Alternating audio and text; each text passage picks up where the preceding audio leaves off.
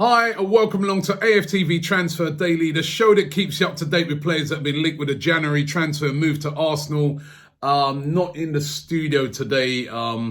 Happy New Year to everybody. Of course, today is New Year's Day, and yesterday, as you know, was New Year's Eve. I was out all last night, and I got my black coffee here. Jeez, man, that was a tough session. Big up everybody who I met last night. I was at the O2.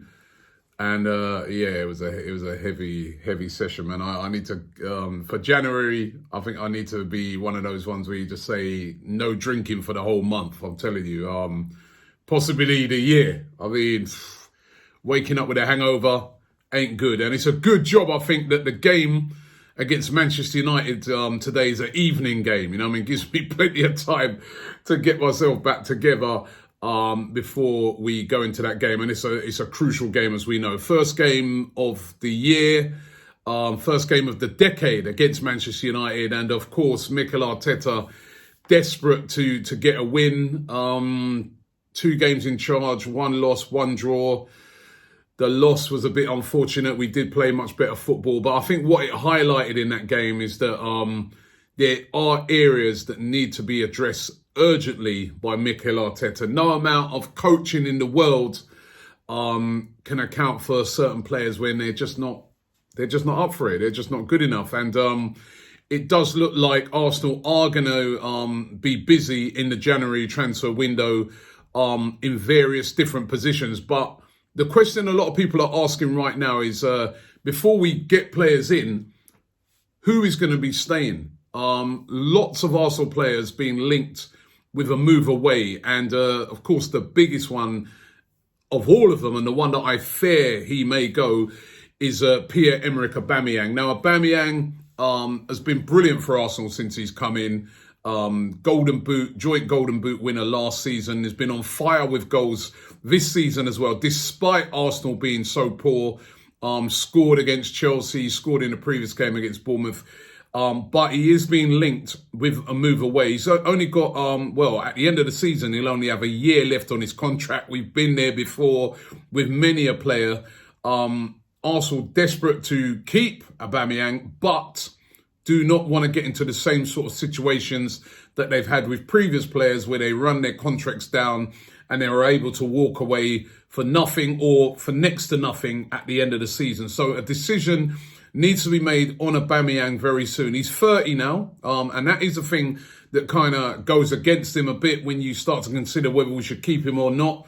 But he's quality. He's absolute quality. And I look on it and I say he's 30, but if you look at some of the best strikers around at the moment, they're all over 30.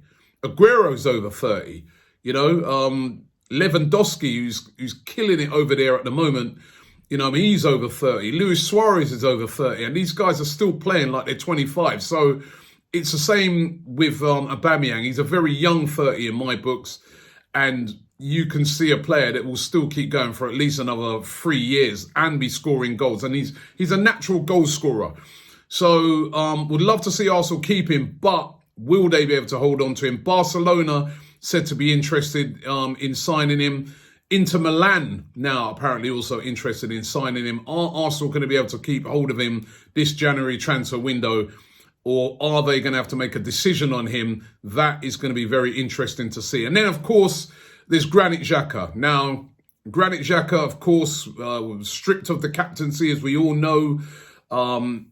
Not been having the greatest of seasons, not really hit it off. Let's be honest, since he joined Arsenal, he's not hit it off at Arsenal. However, over the last couple of games that he has played, he's looked pretty decent. Arteta has said that, you know, he wants to keep Granit Xhaka, sees him as an important player. And you know what? The other day when you watched that game against Chelsea, you thought to yourself, Granit Xhaka would have been better in there than a Guendouzi. He would have been a bit more stronger in there and sort of forms a better partnership with Torreira than what Guendouzi does. So Xhaka goes, we're going to have to replace him. Hertha Berlin said to be really interested. They've just got a new owner and they've got money to spend and, you know, on a real rebuilding project there, ambitious rebuilding project there. Said to be willing to pay 25 million for him. There's also talk that they'd be willing to take him on loan, or also be willing to make him go on loan with the hope of then sorting out his future at the end of the season. We're going to have to wait to see what happens with Xhaka. I think it would be interesting to see if he's in that team to play Manchester United. If he's not in that team, for me, that shows that Xhaka's probably going to be going, because I understand he is fit for the Manchester United game. Then there's Mustafi, come under heavy criticism after the Chelsea loss. You know, he's actually having a really good game, and then right at the end, he went and kind of messed it up, backing off. Chelsea got the second goal. It wasn't just his fault, because too many players have bombed on up the top of the field. And also you've got to take into consideration he doesn't play week in, week out. But, you know, Mustafi, again, signed for £35 million, has not had a great time since he's been at Arsenal. He's on 80 grand a week as well at the moment. And Arsenal desperate to get him off the books, move him on, and then be able to get in a replacement centre-back. And boy, do we need that at the moment. I mean, not only have we been poor in that area, but we've got horrendous injuries. Callum Chambers, there's a lot of talk that he could be out with a knee problem, possibly to the end of the season. Mavropanos has been injury prone. Rob Holding hasn't come back successfully from his injury yet. We definitely going to need to sign a centre-back in this January transfer window. Now, will that be Deo Upamecano from RB Leipzig? He's been heavily linked, 21 years of age. He's only a youngster, but already, you know, everybody's talked so highly of Upamecano. RB Leipzig, of course, are having a brilliant season in the Bundesliga, top of the Bundesliga, still in the Champions League.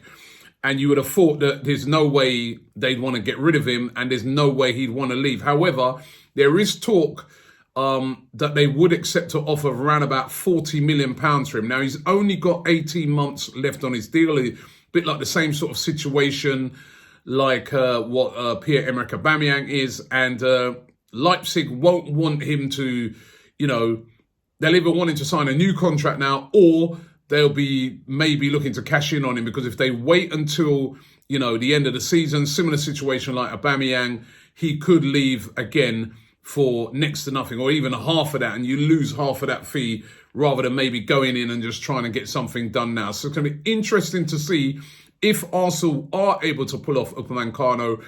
He's not only just wanted by Arsenal, though. Man City, of course, have also got defensive problems, are said to be interested in him. Of course, that would be, let's be right, that would be a much better proposition for him. You're going to go into a team that's winning trophies and challenging for everything every season. Whereas Arsenal, remember now, is not the attractive team in times gone by. I mean, you join Arsenal, you can forget about being in the Champions League next season, bar a miracle. So, you know, there's other teams interested in him. Will he come to Arsenal? Will Arsenal put that bid in? It's going to be very interesting to see. I think that would be a sign, and it would excite a lot of Arsenal fans. But let's see if Arsenal are able to get that done. They were interested in him in the summer, but weren't able to get it done. Then, of course, if Xhaka goes, the midfield position, what happens there? We've been linked with Adrien Rabiot. We're linked with him ages before he left from PSG and went to Juventus, but he's not had a great time of it so far at Juventus. He's only had 5 league starts, and there's been a lot of talk that they might be possibly willing to let him come to Arsenal on loan. Juventus apparently have kind of denied this and said that they don't want Rabiot to go. But then Rabiot's Rabiot. It depends whether he throws his toys out of the pram and says he wants game time. It'd be interesting to see what happens with that. But at the moment, Juventus sort of making sounds like they're not going to be willing to let Rabiot go anywhere this January. Also been linked with Thomas Lemar. Now, remember, we put an offer in for Lemar for £90 million before he eventually ended up going to Atletico Madrid. But he's not here off at Atletico Madrid at all. He's been a big flop, if we're being honest. And they're said to be willing to let him go, but they want a substantial offer. Also been linked.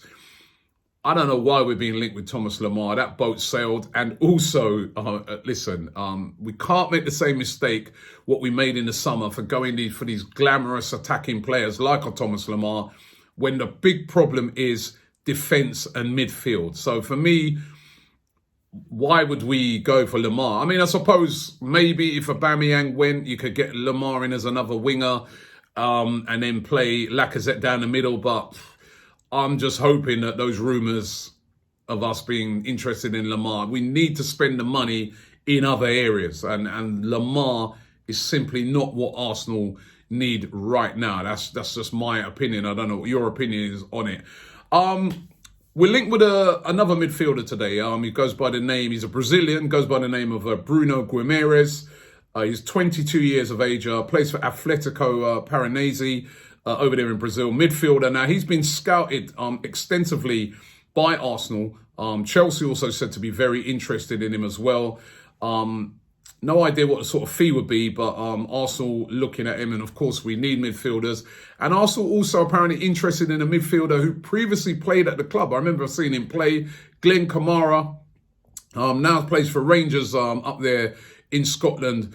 Rated up there in Scotland as probably one of the best defensive midfielders in the league.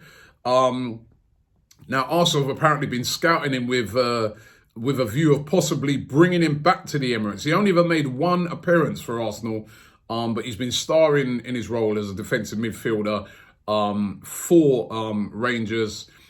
Obviously, the fee wouldn't be massive, and I'm sure he'd love to come back to Arsenal after being at Arsenal and not quite making it. So Arsenal being linked to Kamara. So, as you can see, a lot of players we're being linked to, but who's going to be going? That's going to be the really interesting thing. We all know the situation with Arsenal at the moment. It's almost like we're in a bit of a crisis, and also we're in a rebuilding. And under Arteta, it looks to me like he's looking at this as a real long-term project, and he's also looking at it, having worked at Man City, he'll be looking at it and thinking, we need quality. We need to get some quality players in. Will he be afforded that? Will he be able to get those quality players in? That is going to be the interesting thing to see. And we'll be here every day throughout January looking at all those transfer links. So keep it locked here. Don't forget to subscribe to AFTV. Don't forget, of course, today it's Arsenal versus Manchester United. We are desperate for a win. And it would be real, launch time for Arteta if he was to get a win. Again, he's got lots of injury problems going into the game. So it's going to be a tough one. But if we could get a win, it'd be brilliant. Listen, thanks for watching. And make sure you check us out again tomorrow for another Transfer Daily.